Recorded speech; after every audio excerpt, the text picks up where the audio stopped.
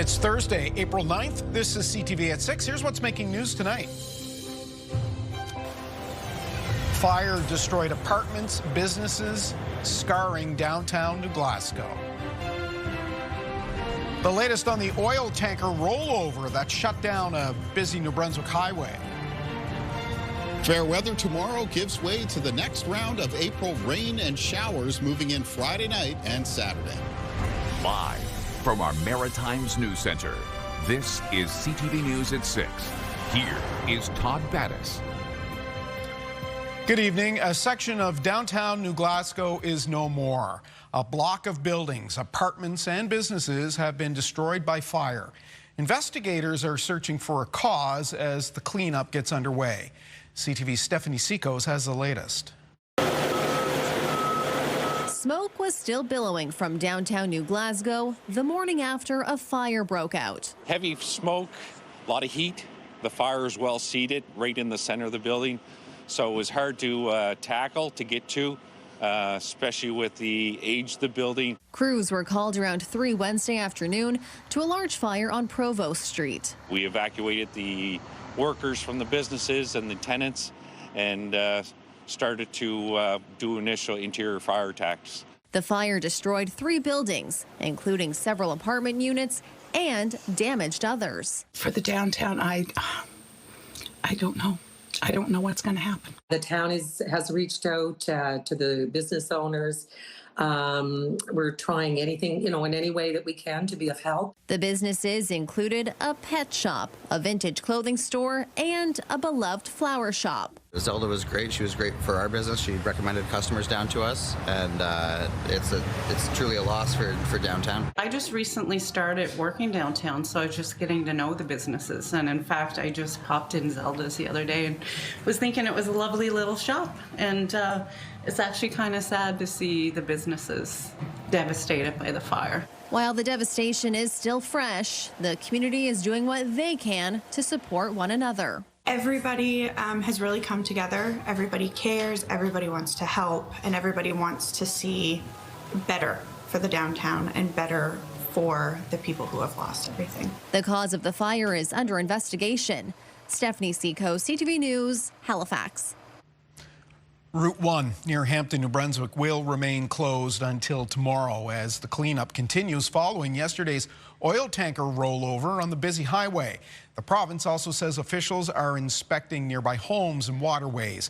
Details now from CTV's Nick Moore.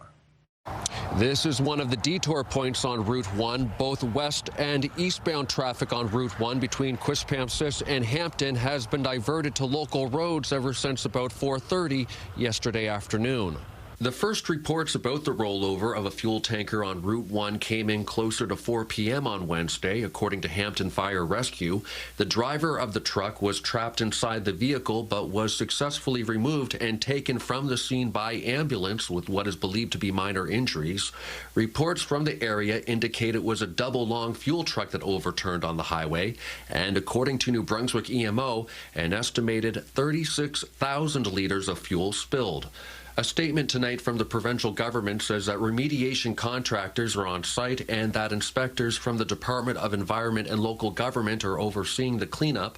The province says they are in the process of going to homes in the area to see if there has been any impact from the fuel spill, but so far the province says none has been reported. As well, the provincial government says it will be conducting inspections and testing around waterways in the area. As for the detours today, the way around the crash on local roads was only available to passenger vehicles due to weight restrictions. All truck traffic was directed to use Route 2 and Route 7 to detour the crash. There's still no word tonight on how the crash happened. Nick Moore, CTV News, Hampton, New Brunswick.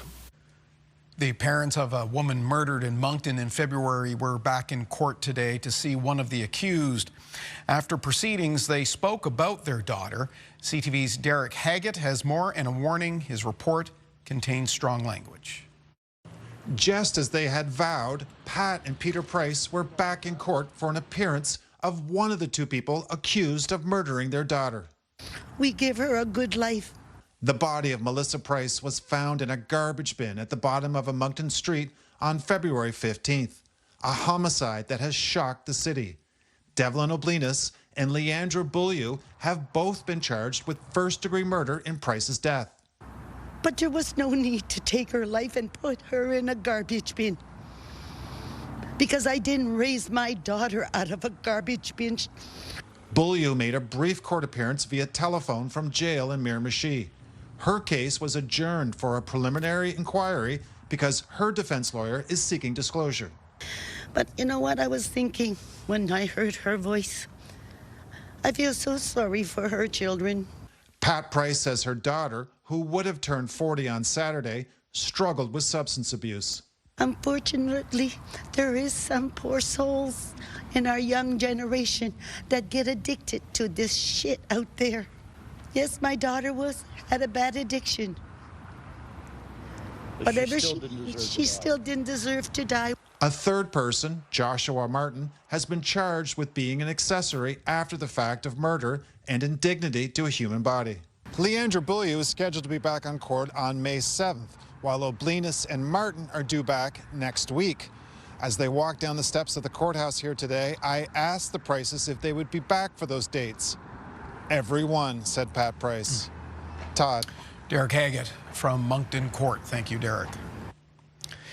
A worker is dead following an overnight incident at a Nova Scotia poultry facility.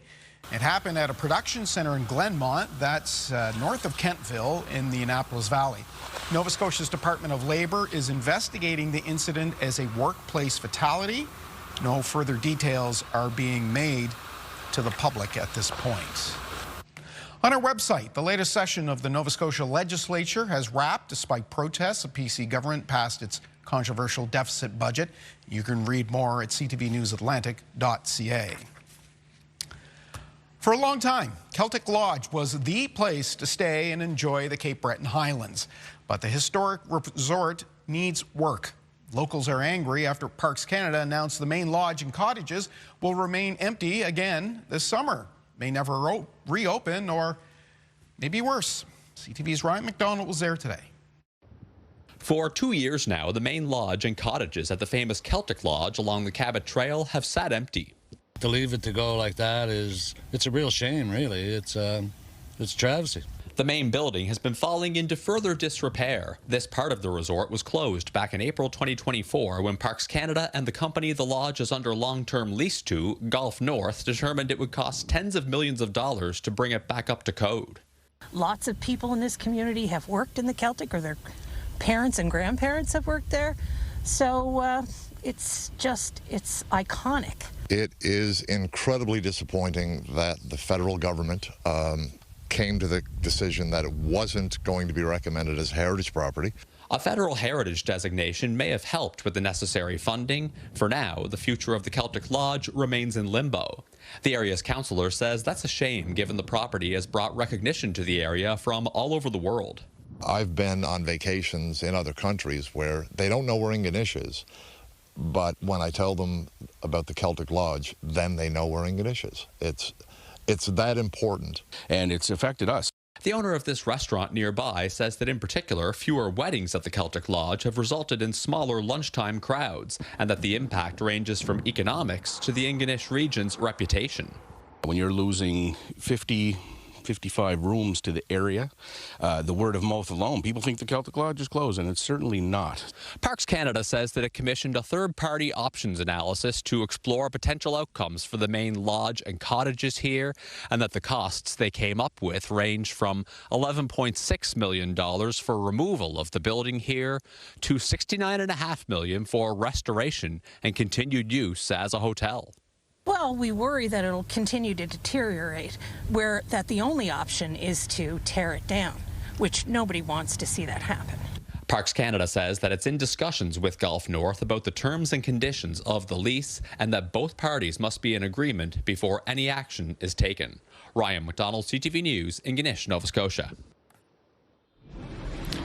Here's a live look at uptown St. John right now. Pleasant 6 degrees under sunny skies. Let's bring in CTV meteorologist Kalen Mitchell, and I think it's the first time I've said that in many months. Yeah, I know it has seemed like a long stretch, hasn't it? And I guess it has been, but it was a very sunny day across the Maritimes. And if you're headed out for this evening, temperatures are beginning to cool off, but they're mostly still in the range now, the mid to high single digits, with a few communities holding on to some temperatures closer to 10 or 11 degrees. A little bit later on, though, it is going to be brisk out around the Maritimes. We're looking at generally clear conditions for a good portion of the region for tonight. There will be some increase in cloudiness in northern and central areas of New Brunswick, partly cloudy conditions developing there. And in the north of New Brunswick during the overnight, a low chance that there might be a few showers or a few flurries that drift in from in over the St. Lawrence River Valley. That's running out ahead of a cold front that will continue to make its way into the Maritimes, but not really until Friday night and Saturday, when it'll bring the region a more widespread mix of some rain and some showers. So if you are going to be heading out there tonight and taking a look at the night sky, here's a couple things you can see. Well, first of all, it is a waning gibbous moon. It's 55% illuminated, but it's down for most of the night. It won't be rising over the southern horizon until early Friday morning, till early tomorrow morning. Planet Jupiter, you can spot that, though, over the western horizon at around 10:30 p.m. It's a time that should give you a very good view of that planet. And how about a star? Well, it's a bright star Arcturus, and that'll be rising above the eastern horizon throughout the evening, and that is part of the constellation Boötes there. So there's a couple things you could spot out in that fairly clear sky. Of course, Todd, I will have more details on the forecast, the rain and showers that we're expecting when I come back a little bit later on. I think the other night I made a comment. I said, what about Artemis? Yeah, so I actually looked up into that a little bit. I guess technically it would be possible if you had a very, very good computerized sort of backyard telescope setup. But even if you did managed to capture some of Artemis on that telescope, it wouldn't really look like a spacecraft. It would look like kind of like a little bright, very fast moving dot. You might even need like a longer time exposure to even catch that. All right. Well, yeah. If you're enterprising, maybe. Okay, thank you, Kaylin. We'll see you later in the show. Still with weather, sort of. Here's a headline that will surprise no one who drives in Halifax. Potholes are bad this spring. In fact, there are twice as many as last year. CTV's Emma Convey has an update on the city's progress fixing them. This is just one of thousands of potholes motorists have been swerving around in Halifax. Despite crews' efforts to fill them all winter, they say it's difficult to stay on top of them when the numbers have doubled. This year, crews have repaired about 4,500 potholes, and there's about 1,600 potholes that we've identified that are still on the list. Pretty well riddled. Maritimers like Heather Patterson-Savoy are frustrated. They're everywhere. It's outrageous, and right behind me, it's like a minefield. You've got to zig and zag to get through. The city credits fluctuating temperatures this winter for the spike. Fulton says the bigger the pothole, the quicker it gets fixed. 50-50 split between what we call a priority one pothole, and those are the deeper, wider ones, 8 centimeters deep, 25 centimeters wide. And those are the ones that we work on first, and then about the same number of the priority 2 potholes, the smaller or more shallow ones that won't be as impactful for folks driving over them. This tire shop in Halifax has been servicing damaged vehicles all winter. Like, we get one car sitting out right there now with a big egg in the sidewall from hitting a hole. But yeah, it's pretty near daily. The damage can be extensive. A couple young people come in here on the 118, they hit a hole, blew a tire, and by the time they got it stopped, they blew another tire and had to get it coming in the tow truck. So you get that, you bent rims, bent tie rod ends and needing alignments. And the prices add up. Amanda Clark has seen it firsthand. She's been talking about it online ever since hitting a manhole 2 years ago. She says roads haven't improved. I hit an elevated manhole cover that had a pothole around it. It took the tire off. So my car was redirected. Luckily, we were able to stop. And then it was almost $1,000. I think it was $863 to get the rim repaired and to replace the tire. Now, Todd, I'm here on Agricola Street, and I've seen a number of potholes myself, including this deep one behind me. Hopefully you can get a look. Cars are swerving around it. Now, the city does assure us that repairs are well underway. Todd. All right, Emma Convey with us in Halifax tonight. Thank you, Emma, for that. All right. Frustrated by potholes and gridlock? Take transit, we're told. One problem. Commuters who rely on Halifax ferries are waiting longer as fewer vessels are able to cross the harbour. As CTV's Jonathan McGuinness reports, business is pretty frustrated too. It's been a rough ride lately for ferries running between Dartmouth and Halifax. I think there's a lot of frustration. That's because 2 of the 5 ferries the city owns are out of commission. The Craig Blake is undergoing regular inspections as well as a significant repair that will keep it out of the water until later this year.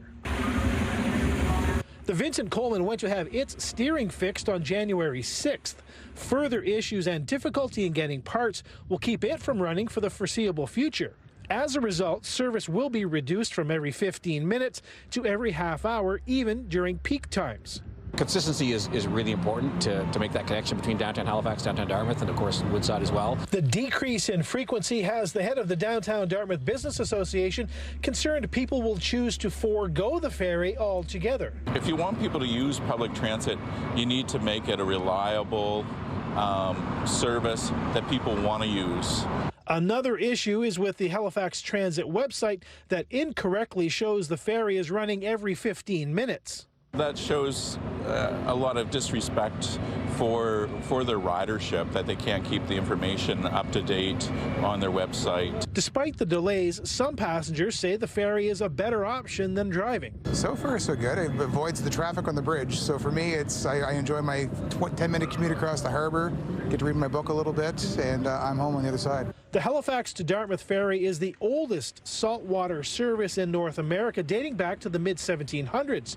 The current fleet is between 7 and 12 years old. Well, Todd, in addition to encouraging the city to run reliable ferry service, both Paul McKinnon and Tim Rosasco think the ferry running between Dartmouth and Halifax should be free for all users. Todd. You won't get much opposition to that. John, on the waterfront tonight. Thank you.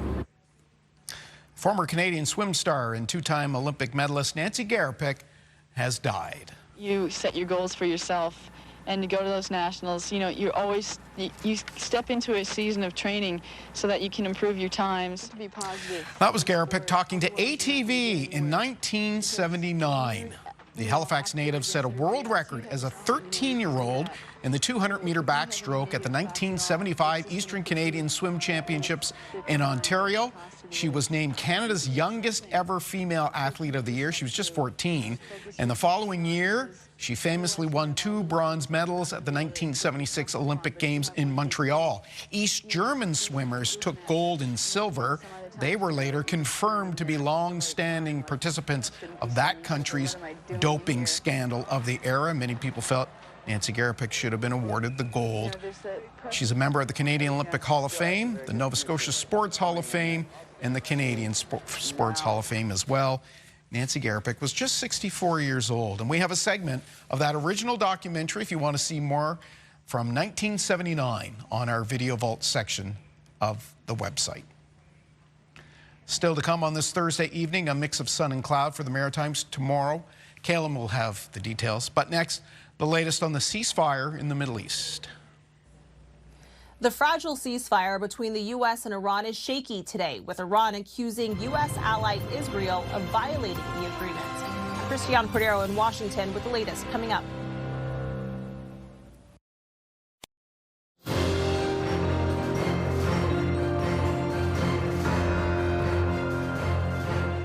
Negotiations on a path to end the war in Iran are set to take place in Pakistan this weekend, but Iranian officials are casting doubt on whether they'll actually take place.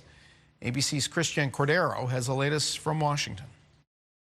Today, with a fragile ceasefire between the U.S. and Iran buying time until this weekend's negotiations, a crucial step in managing the war's ripple effect. The Strait of Hormuz is open.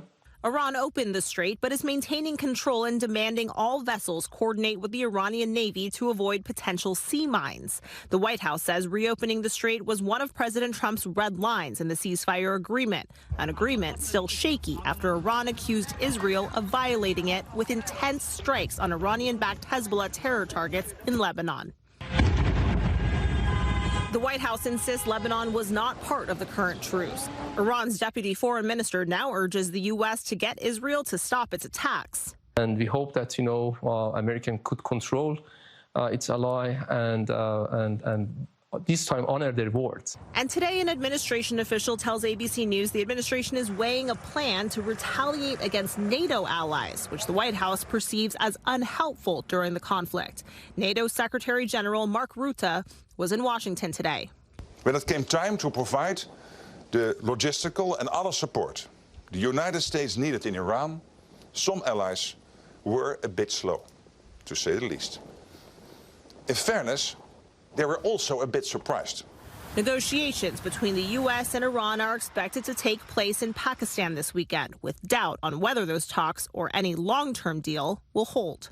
You have one side, the U.S., that wants out now, and the other side, Iran, at least notionally, says, we want to stick in it and we're not done yet.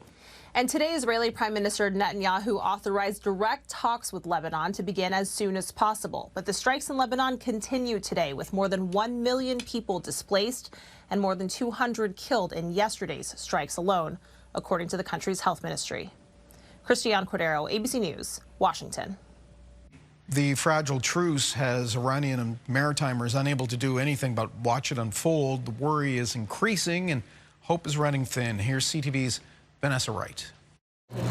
Out of everything here, this one is my favorite one. This is where Sohaila Hashemi comes to feel a bit of home. The Iranian Halifax bakery is a welcome reminder of her roots, especially with the uncertainty her home country faces. I don't know what we should do. It is not the life that we deserve it. It is not. She admits the situation looked hopeful following yesterday's agreement to a ceasefire. We thought that it's going to be ended. It's going to be the end of the regime. But that hope quickly turned back into fear, knowing things could change at any moment. All my uncles, cousins, aunts, everybody is in Iran.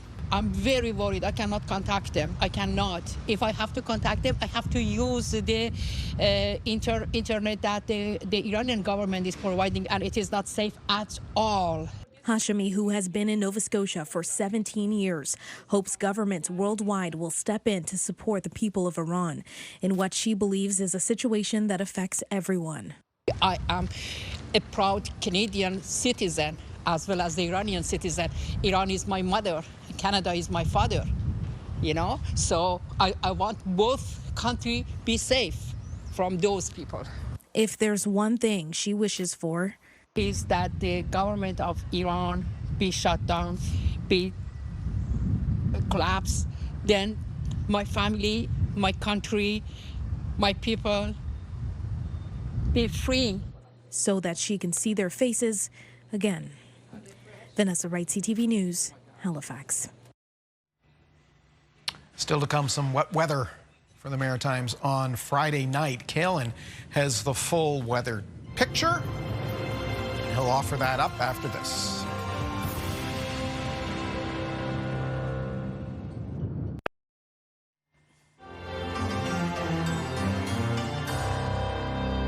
Well, we saw St. John earlier, so it's only fair that we cross the Bay of Fundy and we take a look at Digby right now, where it's 2 degrees better than St. John.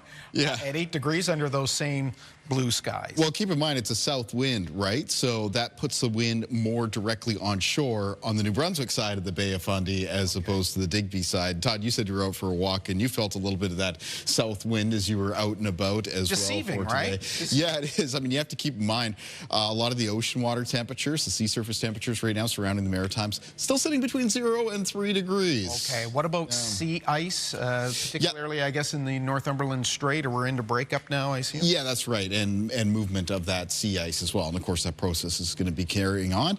Let's take a look at our next weather system that's headed our way, because this one is going to be returning some cloud cover and some wet weather to the region. Not until basically Friday night into Saturday, though. So this is going to be a cold front, plus a little quick Colorado low moving up and along that front. Now, it is going to be bringing mostly rain and showers to the Maritimes. So the rainfall amounts generally between 2 and 10 millimeters, maybe some pockets of between 10 and 20 millimeters, but it shouldn't be causing us any issues. The timing for it is Friday night into Saturday. An interesting note about this weather system is the cold front part of it is actually part of the weather system that brought a heavy April snowfall to parts of the prairies this week. If you remember, we talked about that earlier this week. Some of the snowfall totals, especially for a few parts of Saskatchewan, ended up being in the range of around 15 to 30 centimeters. Taking a look at our forecast timeline for cloud cover and precipitation here in the Maritimes for this evening and tonight. It's mainly clear. There will be some increase in cloudiness in the north of New Brunswick for tonight, accompanied by a low chance of some showers and some flurries. And by very early Friday morning, a low chance that a couple of those showers could be present in around the Fredericton area. Otherwise, on Friday, mostly sunny for Nova Scotia and Prince Edward Island, parts of the south of New Brunswick, increasing cloudiness in the north of New Brunswick, and by around mid to late afternoon, a chance of some showers up around the northwest, Edmundston and Grand Falls, and that is the start of the approach of that cold front and that weak Colorado low. So that front continues to move in as we head through Friday evening and Friday night, with some rain and some showers becoming more widespread through that period of time across the northern half of New Brunswick, and then that line of rain and showers will move west to east across the remainder of the Maritimes as we make our way through Saturday. Temperatures with and behind that front will also be cooling by a few to several degrees in the Maritimes compared to what we expect for our daytime highs tomorrow. Here's a little bit of a rainfall outlook, and you can see that generally for a good portion of the region, we're expecting a few to several millimeters of rain, and then some potential pockets of between 10 and 20 millimeters right around central areas of New Brunswick right now and parts of the east of that province. Taking a look at our wind forecast for tonight and for tomorrow, the winds remain steady, mostly out of a southerly direction, and tomorrow's winds will be out of the southwest, and they'll have some gusts in the afternoon between 20 and 40 kilometers per hour. As I was just talking about with Todd, remember that southerly wind direction is a little bit more onshore around the Bay of Fundy coastline in New Brunswick and much of the Atlantic coastline of Nova Scotia. So if you're around the coastline for those areas, that's where you're going to feel the chilling effect of that wind a little bit more. Most of the low temperatures tonight will be falling into a range around -2 to +2. Now, it's not as cold as last night, but certainly cool to brisk, and so a brisk start to the day for tomorrow. For northern areas of New Brunswick, though, the high temperatures in the northwest come up between 9 and 13 degrees, and off in the northeast between 10 and 14. Again, increasing cloudiness with a chance of showers beginning late in the day. Down through central and southern areas of New Brunswick, a lot of the high temperatures tomorrow will be up in the teens as well, except cooler along the Bay of Fundy coastline. There, mostly between 7 and 10 degrees because of that onshore wind. Prince Edward Island for tomorrow with high temperatures mostly between 9 and 13, mostly sunny, southwest winds 20 gusting to 40 kilometers per hour. In Cape Breton for tomorrow, high temperatures 7 to 11 degrees and a sunny day expected. Around the north shore of Nova Scotia, high temperatures 10 to 14 degrees, and on the eastern shore, again, that wind's a little bit more onshore off those ocean waters. The temperatures held mostly between 6 and 10. 14 for Truro for tomorrow, 12 for Amherst, city centers Halifax and Dartmouth with high temperatures near 9 degrees. The Annapolis Valley for tomorrow. I'm expecting that to be one of the warmer spots in the Maritimes, maybe the warmest, with high temperatures near 15 degrees. And then on the south shore of Nova Scotia on the coastline, most of the high temperatures again between 7 and 10. Taking a look at the extended forecast for New Brunswick, we do have some isolated showers on Saturday, mostly for southern parts of the province. Sunny on Sunday with high pressure in place. Rain in the forecast for Monday of next week. And then a chance of showers on Tuesday, Wednesday, and Thursday of next week. A couple weather systems getting close to the Maritimes through that period of time. For Nova Scotia in the forecast, showers expected on Saturday, but followed up by sunshine on Sunday. Then rain for Monday of next week, and then a chance of showers on Tuesday, Wednesday, and Thursday. And some April rain and showers in the forecast for Prince Edward Island. Showers on Saturday, followed by sunny conditions on Sunday, and then some rain in the forecast for Monday of next week, and a chance of showers after that for Tuesday, Wednesday, and Thursday. Todd. Next week, we're into the middle of the month. Yes. Average temperatures? For the middle of April, should start to climb up towards high single digits and low teens, okay, so generally around the Maritimes. We're kind of there. Yeah, we are at the time of the year where those average daily temperatures do start to come up quite a bit. You know, in the middle of winter, I barely have to change them at all on a week-by-week basis. Yeah. This time of year, though, got to check them every couple days. Okay, good. We'll see you later in the show. Next, we'll talk about the latest MP to leave the federal Conservatives for the Liberals. We'll go to the Liberal Convention in Montreal after this.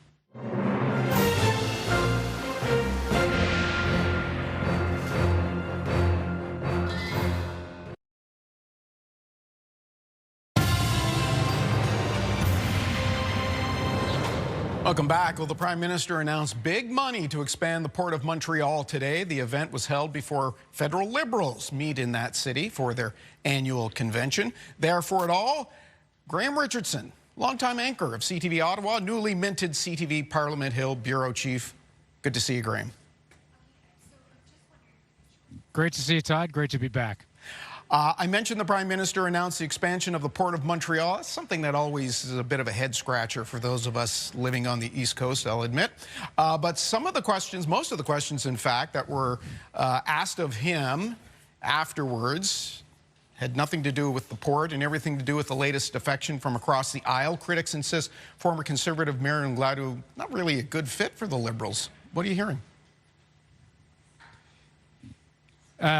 Well, Conservative jaws are still on the floor, Todd. They're trying to pick them up. Immediately, they started to send reporters, you know, her history, some of the things she's written that, oh, my goodness, even they were uncomfortable with. Here, there's thousands of Liberals gathering. To say there's a spring in their step is a gross understatement. I mean, this is going to be a celebration here. It's not that long ago we were seriously asking the question whether this party could hold on to status. And it's not that long ago. Everything changed. Yeah. And floor crossings, as people in Atlantic Canada know, happen occasionally. I don't remember a time where they happened like this. We've had 5 in 5 months, all different parties, all different regions of the country. And always the tag on those floor crossings, including Ms. Glasgow, is that there are more coming. So for whatever reason, you know, Mr. Carney and this time and space has been able to attract a lot of people, and it's driving politics in the country. And, of course, it's driving Conservatives absolutely crazy. Yeah, no doubt.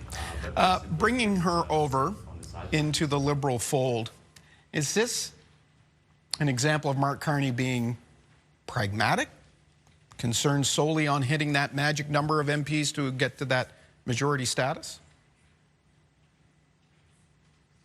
She's not any ordinary Conservative, right? She was pro-trucker in some ways. Yeah. She has espoused pro-life views in some cases, and there's all sorts of issues that do not fit with the former litmus test that Justin Trudeau certainly imposed. So she ran for leadership, right? I would argue Carney is, yes, she did, yeah, she did, and I would argue though that Carney is kind of going back to more traditional Liberals. You think about Chrétien, you think about Martin, you think about who were in those caucuses. Many small C Conservatives, for lack of a better phrase, were in there. Some of them even had concerns about abortion. That was a long time ago. Yeah. So I think, in answer to your question, I think it's about power. I think it's about winning.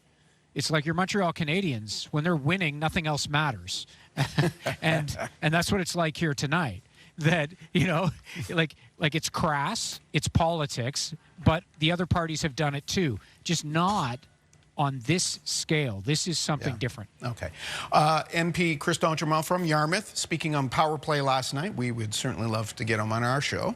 Nevertheless, he said he thinks dozens of Conservatives, he looks across the aisle, he can tell they're not very happy. So I guess that begs the question, should we expect more to be, you know, making that short trip across the aisle?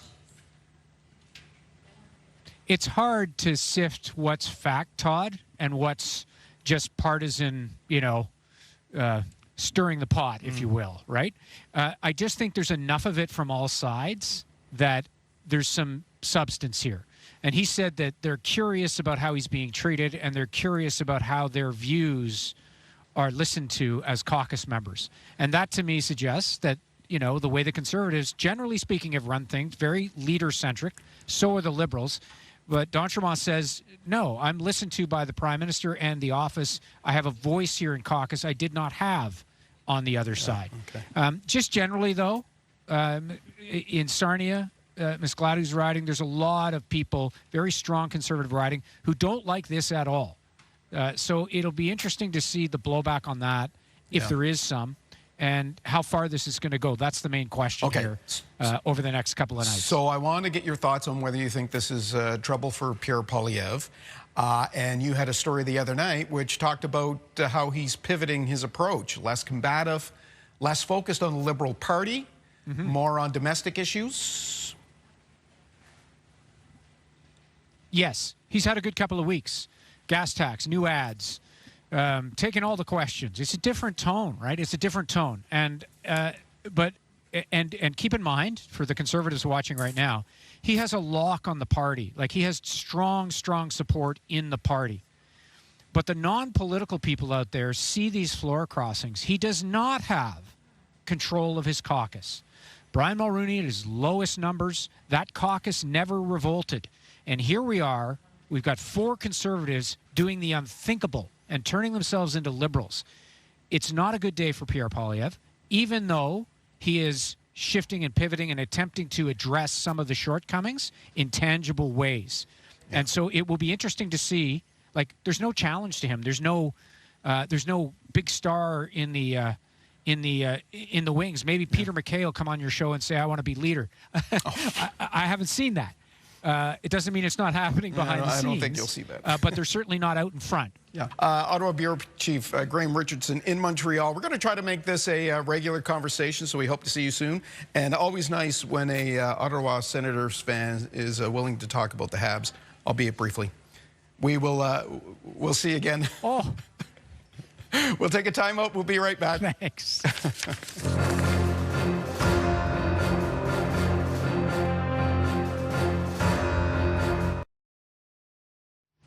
Leading our look at health headlines tonight, certain cheese products are being recalled due to listeria concerns. CTV's Amanda Debison has details in tonight's edition of The Lifeline. Sobeys is recalling several products containing cheese over possible listeria contamination. The Canadian Food Inspection Agency says the items were sold nationwide except in Quebec. Affected foods include cauliflower cakes, pasta salads, and various prepared items at Thrifty Foods in BC. No illnesses have been reported so far, but officials warn contaminated food may not appear spoiled but can still cause sickness. April is Cancer Awareness Month, and a national advocacy group is urging governments to introduce measures to make treatment more efficient. The Canadian Clinician Advocacy Forum says governments could begin working on 3 actions right away, which would help clinicians provide better care for those with cancer. It's calling for easier ways to share facilities and services across jurisdictions, cutting bureaucracy and administrative tasks which eat up physicians' time, and a more streamlined process for reviewing and approving new cancer treatments. It actually takes an average of another 628 days or 21 months for the mandatory economic evaluation and price negotiations that have to happen.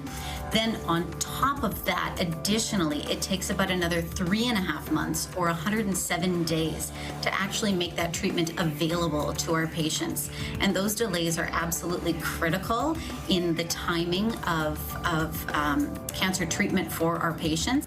The group is urging governments to commit to an ambitious 30-day time frame for new cancer treatments from the time a price agreement is reached with pharmaceutical companies to actual hospital use. With Health and Medical News, I'm Amanda Debison for The Lifeline.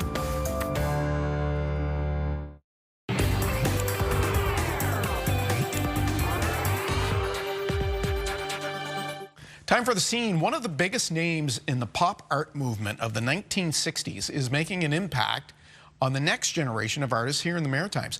Jim Dine, he's a painter, sculptor, printmaker. He's donated many of his works that will serve as teaching tools at the region's art college. CTV's Brianne Foley has the details. Yeah, I gotta resheet these. Jim Dine is a legendary name in the arts world, and now his legend will live on in Nova Scotia. He said, we have these proofs of the plates that we made that we would like to give to you, and I was kind of dumbfounded by it. And then he said, I think that you could really use these. Mark Bovey has taught Dine's work for years and says this tremendous gift is exciting for both the school and its students. This particular body of work is a body that started with 11 plates that he made, and he made 55 versions of those 11 plates, which required him to draw and push and pull those plates, erase things, work back into them, and to create a body of work that the students could look at and analyze and think about. Well, it makes me feel like I'm at an institution that, is recognized by many in our community. It also offers a lot for examples in terms of like intro students and like the possibilities of print and how we can experiment with it and like build on top of what we are taught in first year. As one of the original pop artists in New York, there's much to learn from Dine's style. I think he just represents a kind of drawing that we need to remember, and everything doesn't have to be tight. We can loosen up and still make a really interesting expression. A style that resonates with students today, too. Being unprecious about your drawings and just like if you're able to do it once, you can do it one more time again. I think that was really valuable to hear as a student, just to be a bit more loose, and these prints and drawings are definitely reflective of that. And if you are an arts lover that doesn't necessarily go to NASCAD, well, they are going to be showing an exhibit come the fall. Brianne Foley, CTV News, Halifax.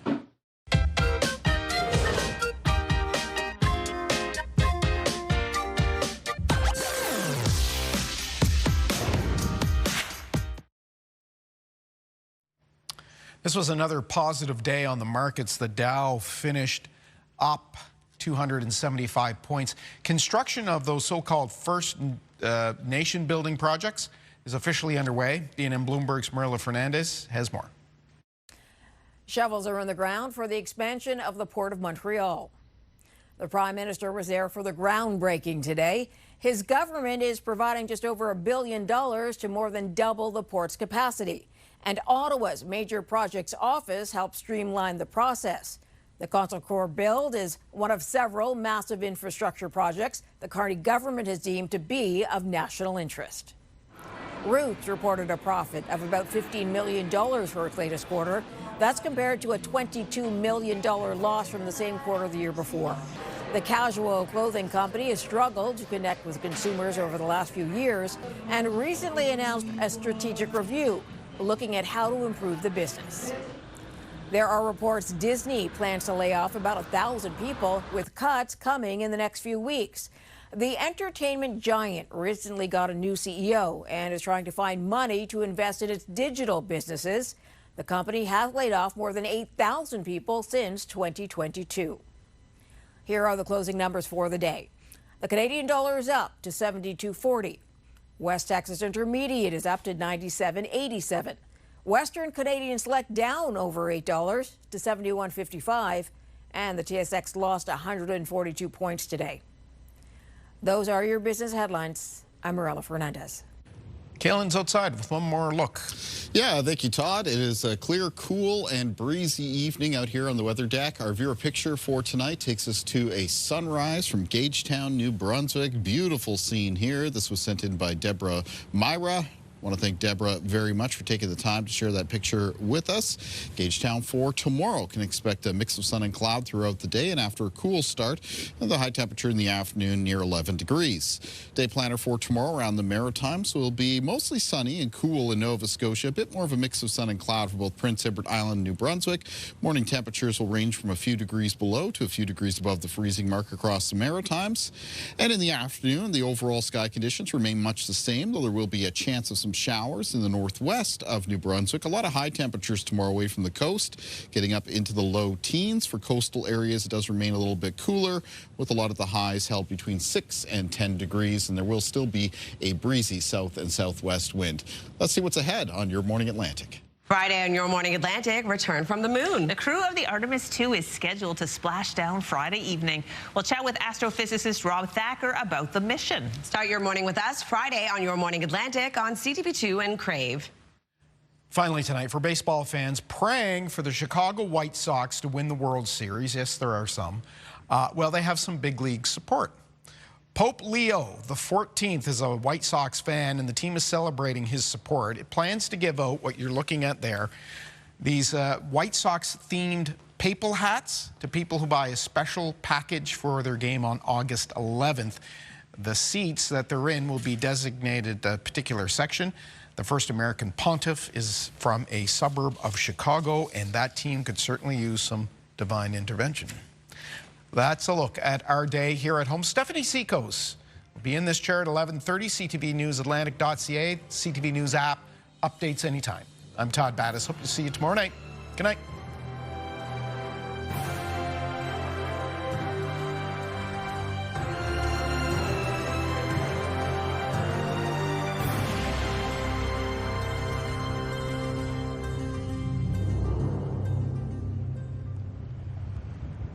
CTV News, the Maritime's #1 newscast. Watch live on Crave.